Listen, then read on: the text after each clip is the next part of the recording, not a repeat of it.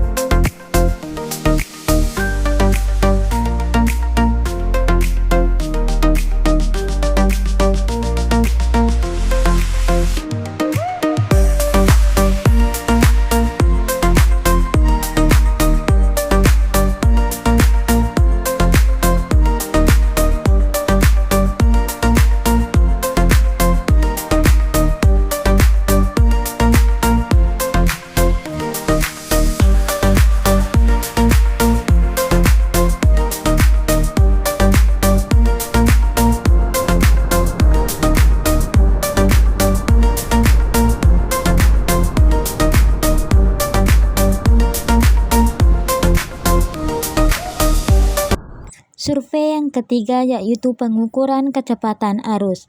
Langkah-langkah melakukan survei kecepatan arus yaitu yang pertama, menentukan titik awal dan titik akhir pengukuran. Yang kedua, melepas botol apung pada titik awal. Yang ketiga yaitu mencatat waktu tempuh botol apung pada titik terakhir. Dan yang keempat yaitu mendokumentasikan kegiatan.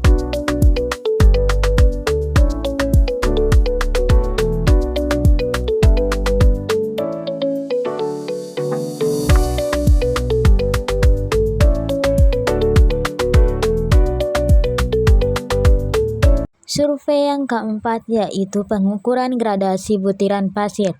Langkah-langkah sebagai berikut. Yang pertama, pengambilan sampel pasir.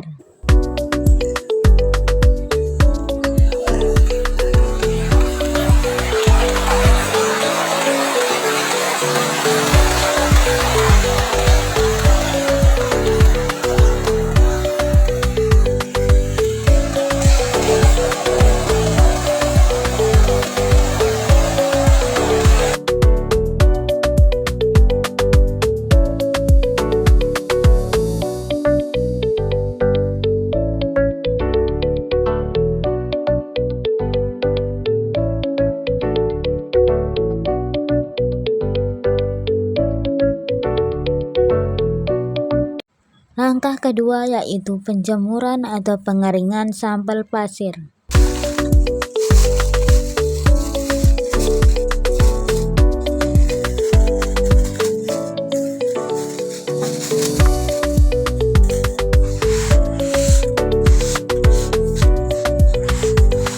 Langkah yang ketiga yaitu penimbangan sampel pasir.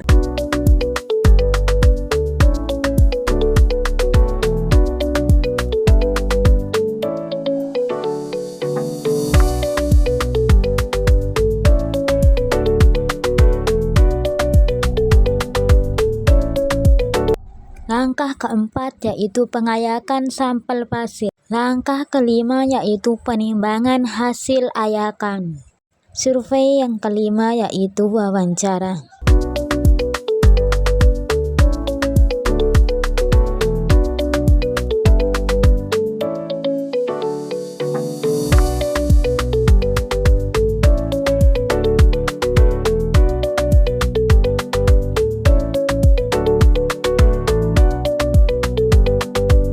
Pada berikut ini saya akan menjelaskan hasil dan pembahasan survei yang saya lakukan di Pantai Karangbangket.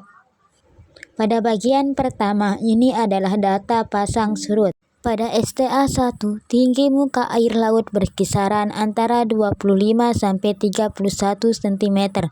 Pada STA 2 berkisaran antara 21 sampai 35 cm. Sedangkan pada STA 3 berkisaran antara 20 sampai 40 cm. Perbedaan nilai tersebut menunjukkan adanya fluktuasi pasang surut yang terjadi secara alami selama periode pengamatan. Hasil pengamatan menunjukkan bahwa tinggi muka air laut mengalami penurunan pada awal pengamatan, kemudian meningkat kembali hingga sekitar pukul 12.00 sebelum kembali mengalami penurunan pada akhir pengamatan. Data yang kedua yaitu tinggi gelombang pecah.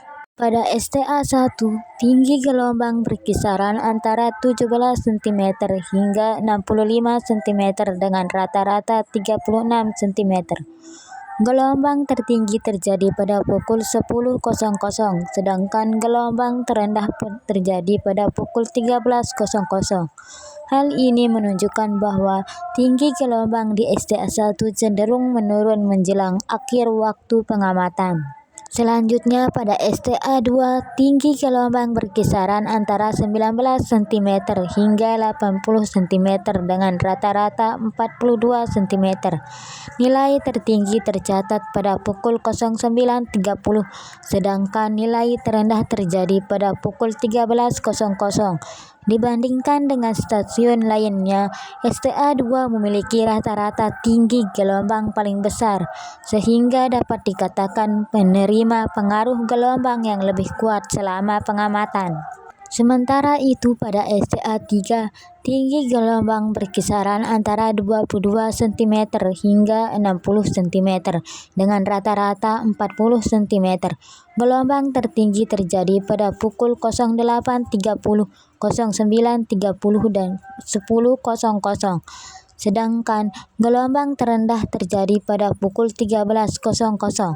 Meskipun lebih rendah dibandingkan STA 2, tinggi gelombang di STA 3 masih tergolong cukup besar dan menunjukkan pola penurunan yang hampir sama. Selanjutnya saya akan menjelaskan data kecepatan arus. Pada STA 1, waktu tempuh berkisaran antara 28 sampai 35 detik dengan rata-rata 32 detik. Waktu tempuh tercepat terjadi pada pukul 10.00 sebanyak 28 detik, sedangkan waktu tempuh terlama terjadi pada pukul 12.30 sebanyak 35 detik. Pada STA 2, waktu tempuh berkisaran antara 25 sampai 31 detik dengan rata-rata 28 detik. Waktu tempuh tercepat terjadi pada pukul 09.30 dan 10.00 sebanyak 25 detik. Sedangkan waktu tempuh terlama terjadi pada pukul 12.30 sebanyak 31 detik. Sementara ini pada STA 3, waktu tempuh berkisaran antara 22 sampai 28 detik dengan rata-rata 25 detik. Waktu tempuh tercepat terjadi pada pukul 09.30 sebanyak 22 detik, sedangkan waktu tempuh terlama terjadi pada pukul 12.30 sebanyak 28 detik. Dibandingkan dengan stasiun lainnya, STA 3 memiliki waktu tempuh rata-rata paling kecil yang menunjukkan kecepatan arus relatif lebih besar. Selanjutnya saya akan membahas data gradasi butiran pasir. Pada STA 1, berat material yang tertahan pada ayakan nomor 30 sebesar 396,9 gram dengan presentasi lolos 60,31%. Setelah melewati ayakan nomor 50, jumlah berat yang tertahan menjadi 779,2 gram dengan jumlah persentase tertahan sebesar 77,92% dan presentasi lolos sebesar 22,08% pada ayakan nomor 200. Jumlah berat yang tertahan mencapai 999,4 gram atau 99,94%, sehingga material yang lolos hingga PAN hanya sebesar 0,06%. Pada STA 2, berat material yang tertahan pada ayakan nomor 30 sebesar 405,3 gram dengan presentase lolos 59,47%. Setelah ayakan nomor 50, jumlah berat yang tertahan meningkat menjadi 779,5 gram atau 77,95%. Sedangkan presentase lolos menjadi 22,05% pada ayakan nomor 200. Jumlah yang berat yang tertahan mencapai 999,2 gram atau 99,92%, sehingga material yang lolos hingga PAN hanya sebesar 0,08%. Pada STA 3, berat material yang tertahan pada ayakan nomor 30 sebesar 392,5 gram dengan presentase lolos 60,75%. Sedangkan melalui ayakan nomor 50, jumlah berat yang tertahan menjadi 785,7 gram atau 78,57%. Sedangkan presentase lolos sebesar 21,43% pada ayakan nomor 200. Jumlah berat yang tertahan mencapai 999,3 gram atau 99,93%, sehingga material yang lolos hingga PAN hanya sebesar 0,07%. Selanjutnya di bagian ini saya akan membahas hasil wawancara. Berdasarkan hasil wawancara dengan 5 narasumber yang terdiri dari nelayan, pedagang, dan warga sekitar pantai, diperoleh informasi bahwa kondisi oseanografi sangat memengaruhi aktivitas masyarakat di pantai Karangbangket. Gelombang laut cenderung lebih tinggi pada musim barat, dan pada beberapa kesempatan pernah terjadi banjir. Ketika pasang tinggi bertepatan dengan curah hujan yang tinggi, kondisi tersebut menunjukkan bahwa perubahan musim berpengaruh terhadap kondisi pantai dan aktivitas masyarakat pesisir. Hasil wawancara juga menunjukkan bahwa permasalahan kebersihan pantai masih menjadi perhatian masyarakat. Sampah yang terbawa arus laut maupun yang ditinggalkan pengunjung masih ditemukan di beberapa bagian pantai.